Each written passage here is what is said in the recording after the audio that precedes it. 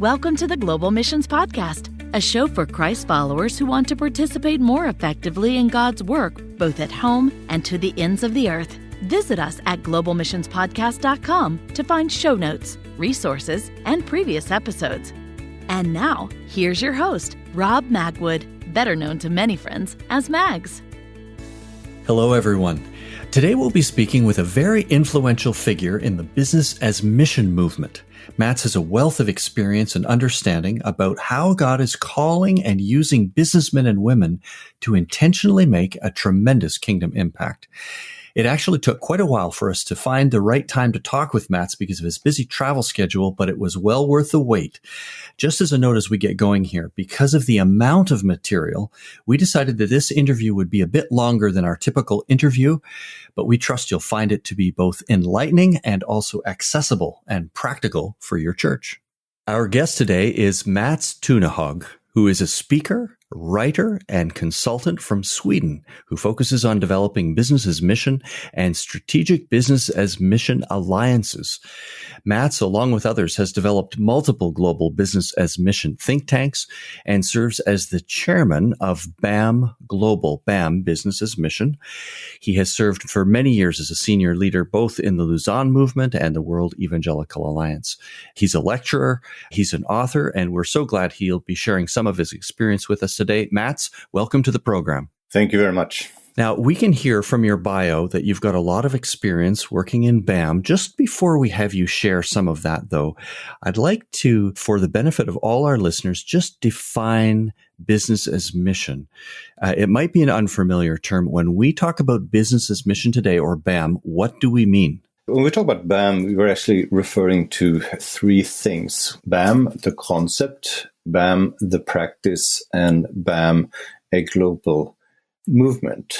The concept, briefly, it is to shape and reshape your business for God and for people, aiming at having a positive impact on multiple bottom lines for multiple stakeholders.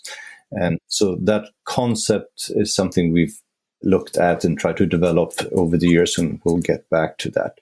And of course, then businesses around the globe, small, medium, large, different industries, different countries have then tried to take these principles, these concepts, shaping your business so it serves God, serves people. So that has become a practice. And now, thirdly, this is also a global movement. Today, we can talk about thousands and thousands of businesses, especially in the small and medium-sized sector, that are practicing this, but also the three other major constituencies in the movement, which are churches, denominations, mission agencies, NGOs, nonprofits, and also academic institutions, universities, business schools, seminaries. So BAM is a concept, it's a practice, and a movement. Mm-hmm. We'll come back and unpack some of that a little bit more here, but that gives us a basic framework to think about this morning. It's morning in Canada, it's afternoon in Sweden as we record this. Mats, let's just go back a little bit, though, and just give us a few highlights from your participation in BAM over the years. A large part of my journey into the business as mission movement happened in Soviet Union and then the former Soviet Union in the stans, in the Central Asia republics, the Kyrgyzstan, Tajikistan, Kazakhstan. When the Soviet Union imploded in December 1991, there was a number of things that changed. One country became 15 countries. One command planned economy became 15 national economies that had to adjust to global market realities. You went from a Soviet communist system where everybody had a job, not necessarily meaningful or productive, to a phase where unemployment and underemployment quickly rose from 0% to 30, 50, and 70%. And with that, of course, came all kinds of problems, social ills, labor migration, labor exploitation, human trafficking, all the things that happens when there's kind of an economic collapse. So I was just looking at what do we do here? How can we respond to this? So I spent a couple of years talking to Christian businessmen and women and associations around the globe, what would it take for you to come with me to Central Asia? And then this is in the mid-90s, and then we started the Central Asia Business as Mission consultation, which we ran for about 10 years, and we learned quite a bit through that. And then I got invited to other countries in the Middle East and Africa. Could you do something similar for us? And then I thought, well, there's something brewing here. There's something emerging. Maybe we should have a global think tank. Maybe we should try to produce a global white paper on business as mission. So 2002, I initiated that, and a result of that was the Lausanne paper on business as mission and the business as mission manifesto. It catalyzed a lot of action working with business people especially, but also leaders in church and mission and academia. And it started to be embraced by different groups on every continent. It sort of gradually grew. In 2011, we started a second, much bigger global think tank, which involved 35 national and regional working groups looking at BAM from different perspectives, both theological and strategic, geographical and industry-based and issue-based. So it has grown from there, and it has become a global movement, which in BAM Global, which I'm the chairman of, our mission is to equip, strengthen, invigorate the global BAM movement. And we do that by sharing ideas and connecting people, if we put that briefly. Sure. Equip, strengthen, and invigorate. It's a good little triad there. This history helps us understand, too, that this is not something that is really new. Of course, if we look back even biblical times, there's examples of business as mission. This has been developing over time, and yet it does seem like a newer concept still in many churches. Is that your observation? Is that how it feels, or is this well accepted, well known? Yes and no. I mean, as you point out, it is not new. We're not claiming that we are original. God is the original entrepreneur. He created everything. And at the end of each production day, he did a quality control and said, these products are good. And we've always seen people throughout history who've been trying to serve God and people as they do business.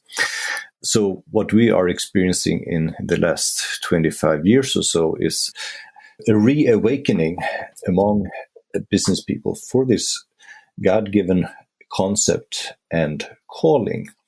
Now, when we started to talk about these things and do these things in the 90s, people were resistant and rejected it. Some were hesitant and some were cautious. I had one pastor who even told me, Christians don't do pornography, Christians don't do business. That was the same kind of category.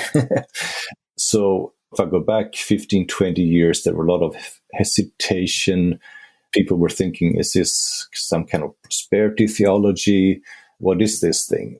Now you can, wherever I go, and I travel about 200 plus days per year internationally, you come to any country on any continent and people are familiar with business as mission. So we've seen an exponential growth of the understanding of the concept, but also the application of the concept. I wonder whether we see some here alignment with something else we wrestle with, and that's the secular and sacred divide. And I don't mean that they're exactly related here, but there's maybe some parallel in the reluctance of the church or the understanding of the church, and what is secular is separate than what is sacred. Perhaps we're doing a better job of integrating those in these days, and hopefully that's positive for the BAM movement as well. It's a good observation, because that's the sort of the biggest mental paradigm shift we have to work through, even in the BAM movement, the sacred-secular divide. What is theology of work? What is theology of business? What is theology of profit? Business as mission is taking our Sunday talk into a Monday walk. We're thinking through, we're not just in business, but we are working on our business. So we're taking the principles and the professions we make in church on Sunday, about justice, about Great Commission, about love your neighbor and creation care. We're taking these biblical narratives and principles, the Sunday talk, into a Monday walk when we shape and reshape our businesses for God and for people. And that is bridging definitely, or breaking down that secular divide. Very good. Well, earlier on, you mentioned these three ideas as we define and get familiar with this idea of business as mission, a concept first. Just unpack that a little bit more for us. When you say that business as mission is a concept, what do you mean? Based on what the Bible teaches us and what the church has understood and been practicing for the last 2,000 years, we're trying to understand what it means in our time. And the concept is based on three mandates, among other things, three biblical mandates. Number one, the creation mandate or the cultural mandate, that we are created to be creative, to create good things for ourselves and for others. And in business, of course, we are created to be creative in business, to create good products and services, which could be a blessing for many stakeholders and glorifying to God. So it's that's the creativity or cultural mandate. The second mandate is the Great Commission mandate. Love God, love your neighbor.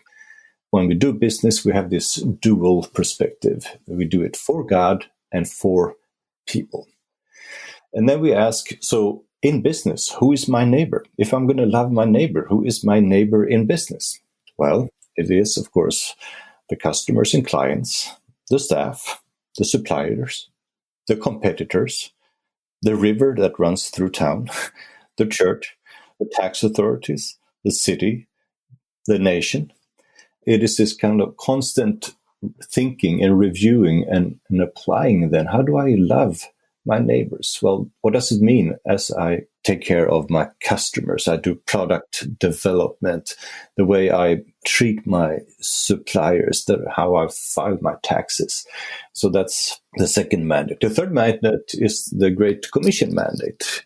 And that is making sure that we have a global outlook, that we're part of a global thrust. So business as mission has this emphasis on to all peoples. So if God has called us to business, where shall we do it? Well, Jerusalem, fine. But we want to really push and stress the Judea, the Samaria, and to the ends of the earth. So if we take these three mandates, that's sort of one basis, not the whole basis, but one basis for the BAM concept. The creation cultural mandate, the Great Commandment mandate, and the Great Commission mandate gives us a good sense of this. Now, you went from concept to practice. When you think practice, how do you define this? Businesses then try to look at, so what does it mean in real life? It's easy to say hallelujah, but how do you do it? It's easy to say business as mission, but what does it mean? And this is also why we have created these different groups around the globe where people can look at what does this mean if we're trying to use business to fight human trafficking? How do we do it then? We have another group. People have been looking at, well, if you're going to go to the ends of the earth and among all peoples, into the Muslim world, Hindu world, Buddhist world, and so forth, what does it mean to shape business for God and for people in these contexts? There's about 100 or so businesses around the globe, that BAM businesses that are focusing on coffee, the whole chain from the coffee plant to the coffee cup. They are reviewing what does that mean from the farming of coffee to the wholesale, to retail, to roasting, to coffee shops, and so forth. So it's different also if you do it in a small size business or a large size business. It has all kinds of applications in terms of also money and investment. What do we mean by return on investment? It is taking the concept that we're having a constant conversation about and then trying to see how we can apply that in various countries, various industries, in various businesses. So that's the practice. Do you start to get resistance, or do you see resistance points when you talk about ROI, return on investment, things like that in the Christian community, or is there a broad acceptance really? It's not a resistance, but it is, we have in the church, a 2,000-year emphasis on wealth sharing, which is good. Nothing wrong with that. That we are to share, we are to give to the poor, share with others. Generosity is all good. But there's never any wealth to be shared unless it has been created. So business as mission is looking at the creation of wealth. And by wealth, we don't just mean financial wealth. How do we create social wealth, spiritual wealth, intellectual wealth, and different kinds of wealth? You can be financially rich but socially poor. You can, be rich but have no friends. And what we want to create different kinds of wealth for different kinds of stakeholders. And part of that is then, of course, we also need money to invest, to grow businesses. But then we need to review, because we're so used to thinking that ROI and investment is one product in a two-way street. The product is money, and the two-way street is I put some money into a business or to Wall Street, and hopefully I get more money back as quickly as possible. Now, that's not wrong, but it's a limited understanding from a biblical perspective. And as we also are understanding it in the BAM movement, we want to put in different kinds of capital, more than one product. We want to put in, of course, financial capital to grow a business, but also social capital, intellectual capital, mentors and coaches, but spiritual capital. Pray for businesses, pray for customers, pray for staff. But not all investments may come back to the original investor. We're thinking not just a two-way street, we're thinking more like a roundabout, which has many entry points and many exit points. What if I put in $10,000 to business? I don't get a financial return in terms of an interest, but I get my principal back. But the return on investment is also shown in people getting jobs. The communities are flourishing. That's return on investment that goes to other stakeholders. We can rejoice in that. And I think we need to be more creative when we think return on investment. And these are some of the conversations and practice we have in the BAM movement. Implied in all of this, Mats, is that business as mission has become a movement. And you've mentioned that maybe in some of your bio as well, even just you've got several decades now in this, the former Soviet Union into Central Asia and beyond.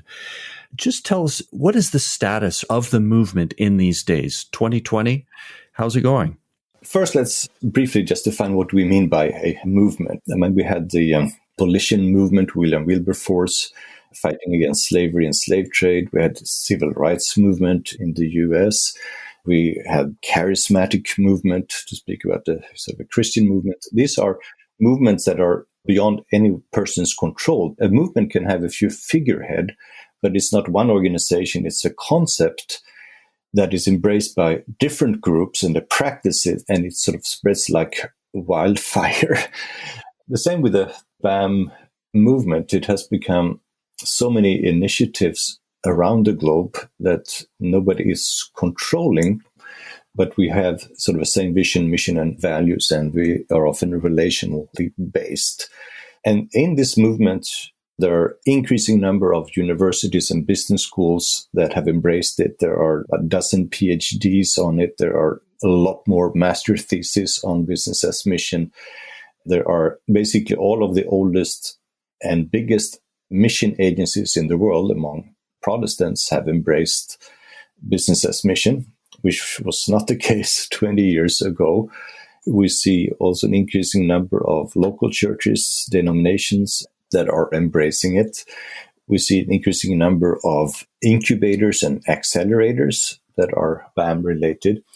It's not sort of a Western thing. Some of the biggest movements are in Korea and Indonesia. And of course, they speak Korean and Bahasa. Just to mention the Korean BAM movement, they've been meeting every year now for 14 years.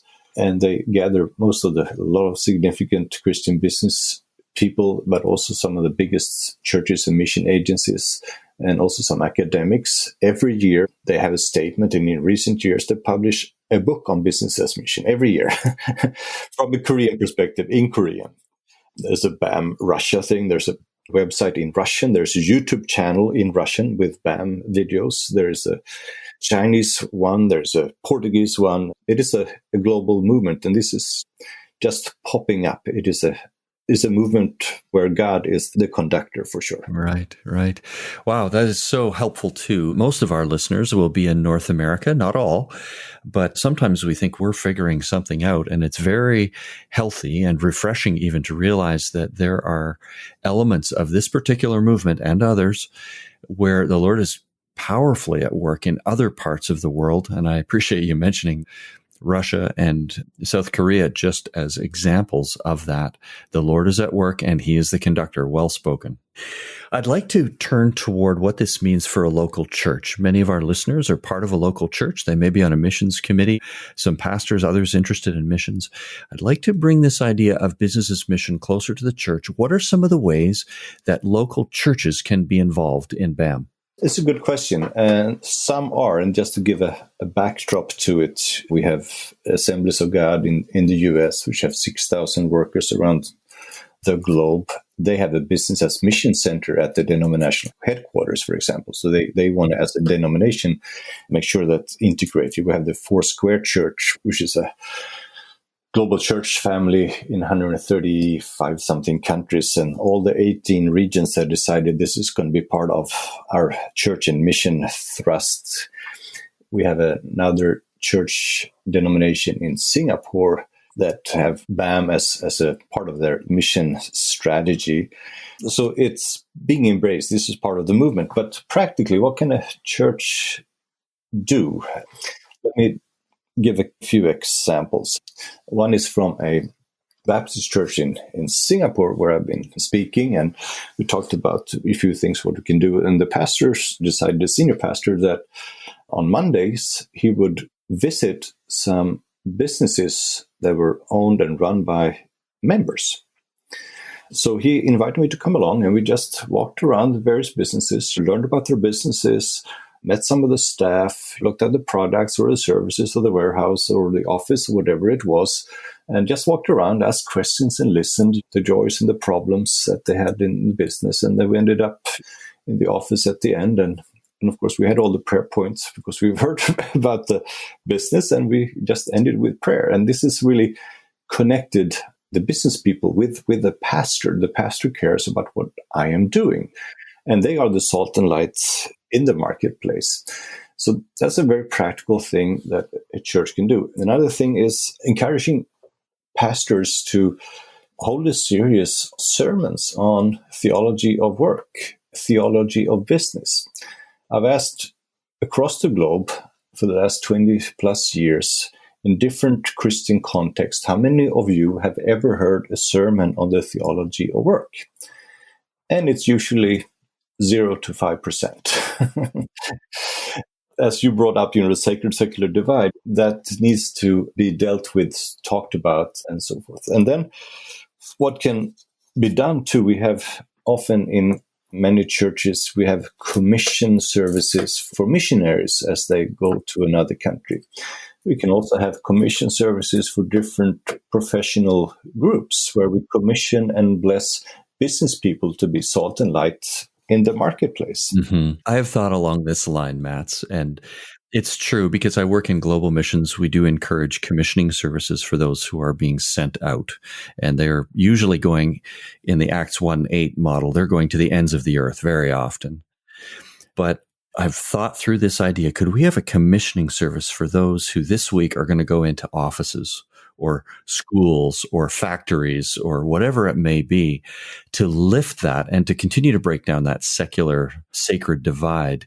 It's a great idea, I think. And I've encouraged pastors, which is quite easy to do, because I've also asked around the globe, I've asked business people, how many of you have ever been asked by your pastor, how can I pray for you and your business? That's usually 0%. Then I asked the same group of business people, every continent, How many of you have ever been approached by a pastor and the pastor have asked you for money for the church or for a project? And then it's 95+%.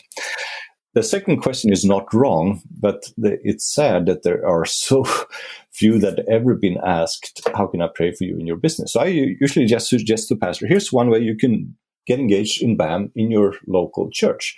You don't have to hire anyone. You don't have to have an extra line item in your budget. Just ask to meet with some of your business people. And the first thing you're going to say, I'd like to meet with you. And I promise you, I'm not going to ask for money. Just have a small group, 5, 10 of your business people. And just say, I'm just going to ask you one question. How can I pray for you and your business this week? And tell the pastor, you don't have to come up with answers, anything. Just ask that question and then pray. And some have picked that up, and that has made a difference. And that's one way sort of churches, or some of the ways that churches can actually be engaged in business as mission. In a moment, Mats is going to suggest some ways that churches can be supportive of business as mission initiatives during the ongoing COVID-19 pandemic. He'll recommend some practical resources and also provide a few cautions for churches as well.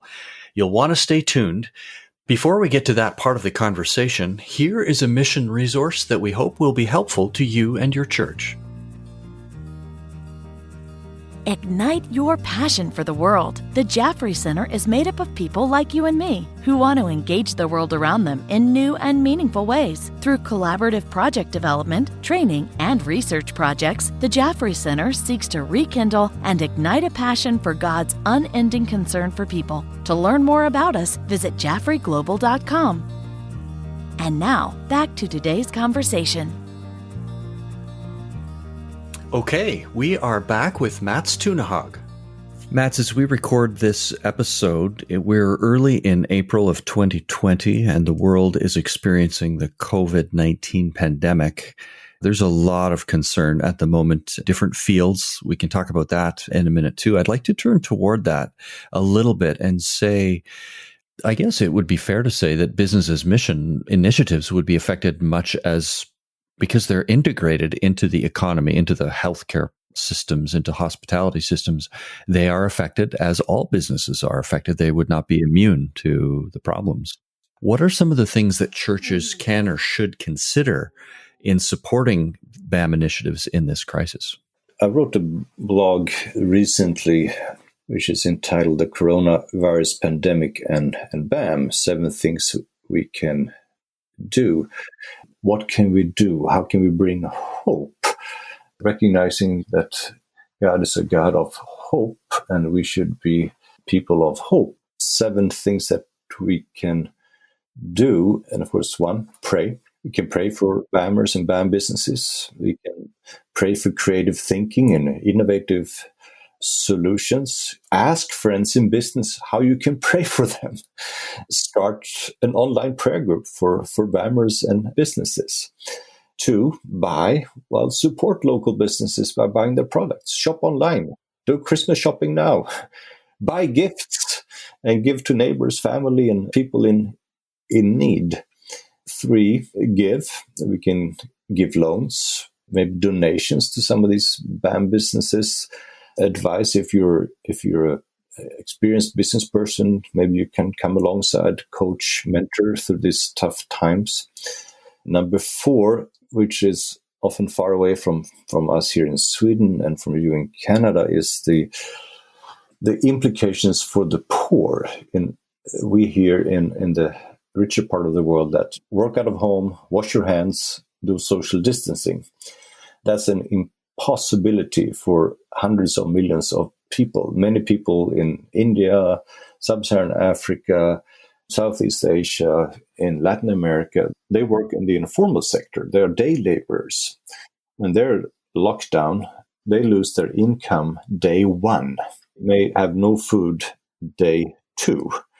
And there's no social distancing when you're 10 people to a room, or if your little shack is part of a major slum like Kibera in Nairobi, Kenya, which 500,000 people. There's no social distancing and there's no running water where you can wash your hands. So the implications of this for for the poor is huge. So look at other ways, other groups and mission organizations, nonprofits are actually trying to help work with them and be generous and give.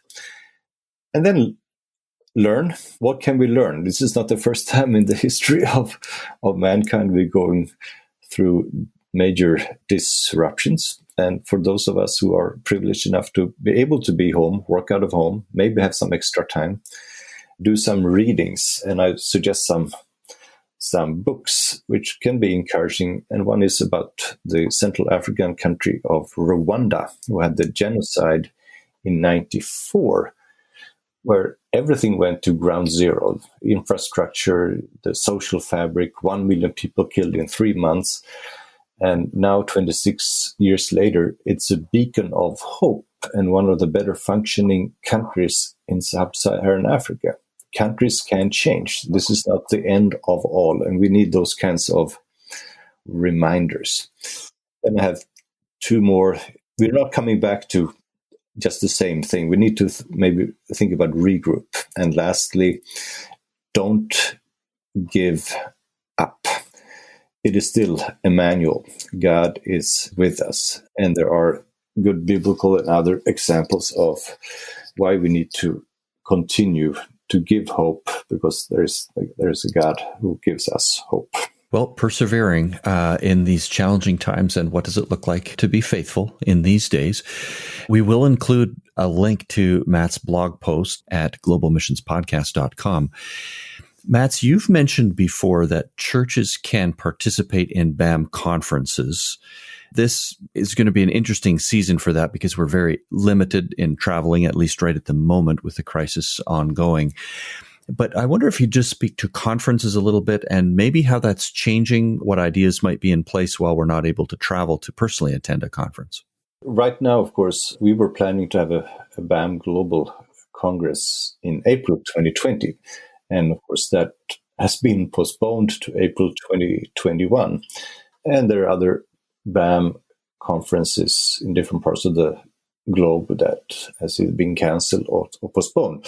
So an easy way to try to follow BAM conferences around the globe is to go to businessasmission.com. Businessasmission.com, among other things, is the biggest online resource directory in the world when it comes to BAM. And there we also try to publish about different BAM conferences in different countries. In North America, there is, will that happen or not, but there's one BAM USA conference planned for Chicago later this fall. There's another called Faith-Driven Entrepreneurs, which is in Dallas in September. So there are more. And the US has quite a few. But as it is right now, especially, if people some of your listeners are involved in missions, there are in different parts of the world. Yes, there are BAM conferences in Singapore, in Korea, in Brazil, in Kenya, in Russia, in Europe, in the Netherlands. There are all kinds. And check businessasmission.com, and to make sure you don't have to just log on every now and then, you can actually then sign up for our bi-weekly newsletter called the BAM Review.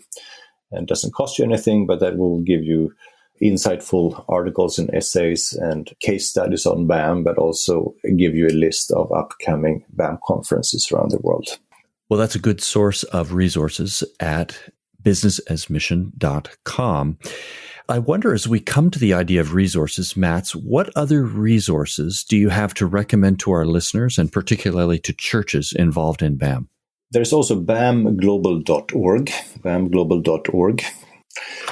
I mentioned, we've done a number of think tank groups across the globe in the last 18 years. So we have involved over 500 people from about 50 different nations in these kinds of conversations. And this is also why it is a global conversation. It's not a Western conversation looking at these issues. And so we have produced about 30 different reports. So this is a gold mine to dig into in terms of both what is the BAM concept, what is the BAM practice, and what is the BAM movement. It sounds like an entire library really there for someone or a church who wants to dig into this and understand more about it. There's at least good footings could be found there in that material. We're part of a global church, and BAM is part of it's a global movement. So you get insights from different parts of the world. And speaking about global, I have a website, matsunehag.com. Doesn't sound very original in terms of name, but easy to remember maybe. So my material is in 19 different languages. I'll expand just on that idea. If you're listening from a church and you have workers who may be BAM workers or classical missionary workers in different places, knowing that those materials are available in different languages might be another avenue of informing and even inspiring, or as the term was used earlier, invigorating these ideas. This is where I'll also mention just another couple of episodes on the podcast way back in the beginning. Episode number 3 was with Larry Sharp, who is, of course, acquainted with Mats. He's someone that you'll know well, Mats, probably. Understanding the basics of business as mission. And then episode 36 with Peter Schaukat. Also, how can the North American church engage in BAM? So if you're in North America, that might be another episode of interest to you. Mats, as we wind down, I wonder if you would take a turn here with us, and I'd like to talk about cautions that you have for a church that's interested in learning more about BAM or maybe getting engaged with BAM. What cautions do you have to offer them? The two extremes, and to quote Rudyard Kipling, east is east and west is west, and never the twain shall meet. That's one extreme. The church is church and business is business, and never the twain shall meet. That's one extreme where you totally disconnect and you reinforce the sacred secular divide. We do want to connect the dots. We want to take our Sunday walk into a Monday walk in business. We want to affirm business people in our church in their calling. We want to equip them so they can serve God and people in and through business. And we want to deploy them to service into the marketplace. Having said that, the other extreme, which we need to avoid, is that the church should run businesses, that churches should sort of control business people or businesses. They should engage in the right way via the business people that exist. I'm not saying that it's impossible for a church to be involved in business. A church can have a coffee shop, a church can sell some products or services, that's possible. But in general, just be mindful of what is the role of a church, what is the role of a business. It may not be an issue in Canada and in Sweden, but I know, especially come across that in Africa, for example, in some of the poorer countries, when pastors also start businesses and they start to employ people, and usually church members, and it becomes sort of a fight. Of course, many are unemployed and many are poor. Who's going to get the perk of being employed in the pastor's business?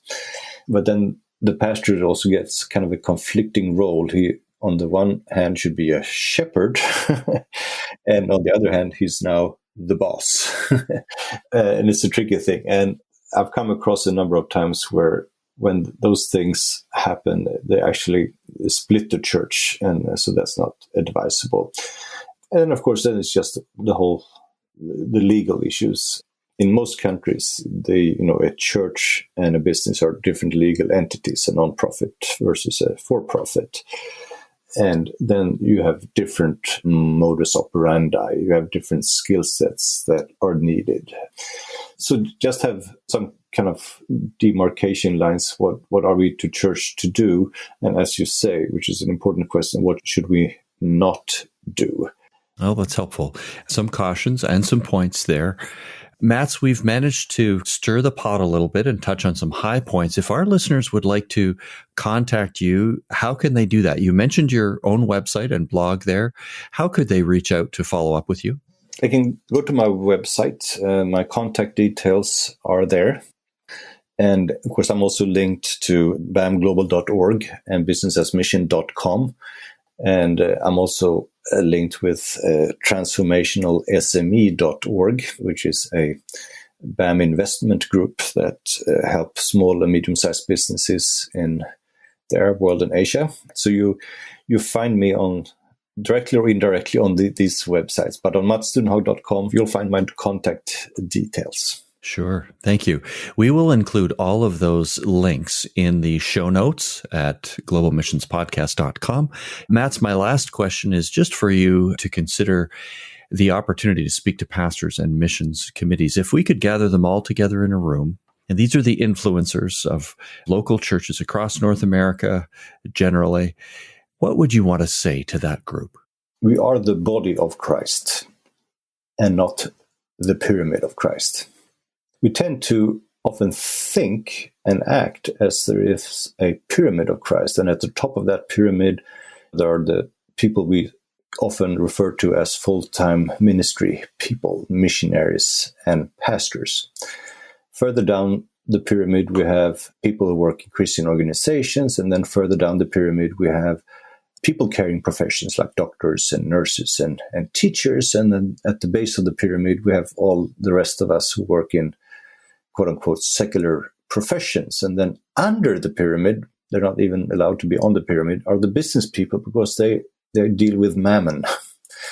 But we're willing to grant absolution to forgive those business people if they give a lot of money to the people on the top of the pyramid so they can save the world. I've literally have shown that pyramid on a PowerPoint slide across the globe. And I've asked people, have you ever seen this before? And they say no. Have you ever heard a sermon on the pyramid of Christ? And they said no. Do you recognize the pyramid of Christ? And 90+% say, yes, we recognize the pyramid of Christ. So it's a mental paradigm shift that is actually there. There's an image we have in our minds which affects our practices that we tend to think it's holier to be a pastor and a missionary than to be a business person or a janitor or a housewife. We really need to tear down that pyramid and come back to a body of Christ function. So if God has called you to business, that is your highest calling. And if you don't like exercise, that's good because there is no pyramid to climb. Right. Relax. Whatever God has called you to, that is your highest calling. But then we need, as pastors, be reminded of that we exist to equip the saints to service. So how do we equip? How do we invigorate? How do we strengthen the business people so they can serve God and people in and through business?